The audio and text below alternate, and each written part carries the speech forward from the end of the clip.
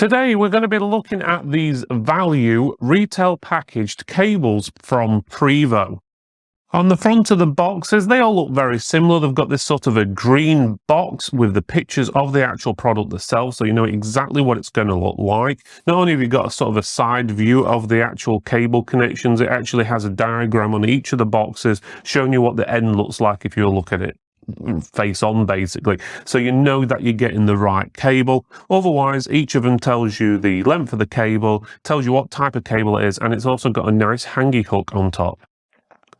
The back of the boxes are, as they should be really, it tells you a bit about the actual product as well as the products it'll work with. For example, the lightning cable tells you all the different phones it will work with, which is pretty good. And then the other cables tell you the specifications, like, for example, the HDMI cable and the DisplayPort cable will tell you what resolutions it'll work in and so forth. So, to be honest with you, very good for packaging. So this is what's in the boxes. It's pretty straightforward. There's no manuals, anything like that. You've got the cable and they came in a plastic bag. I'm not sure they actually need to come in a plastic bag in all reality. They're in a box anyway.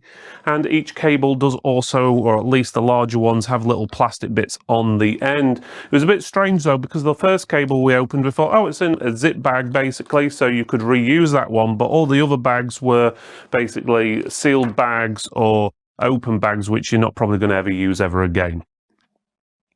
Let's have a look at the cables. Let's start with this one first. This is your DisplayPort cable. It does have two condoms on the end of it. You can see it's gold plated. We'll put the rest of the specs above. It does have Velcro fasteners on there, which is nice because you can reuse those. The only problem what I don't like with the condoms is obviously most people never use those again. They'll just get chucked in the bin and probably even general waste, so bad for the environment. But otherwise, it looks pretty good. It's nice, sturdy cable. It's very strong. It's got braiding all the way through. The ends are nicely molded, so they're not going to easily pop off or get damaged. It's actually a very good quality cable, especially for the value. The HDMI cable is pretty much the same. It's braided as well. Got a couple of condoms on the end, which again, not a fan of.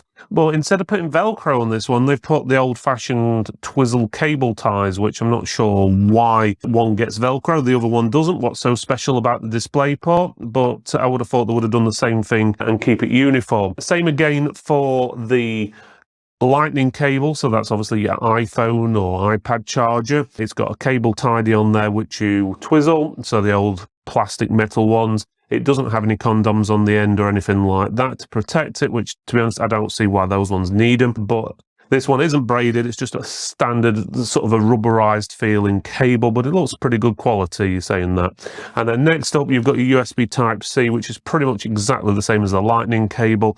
It's obviously USB-A on one end, USB-C on the other. And you've got a standard cable tie on there as well. So I'm not sure why the DisplayPort is so special. Maybe because it's slightly higher priced. Who knows?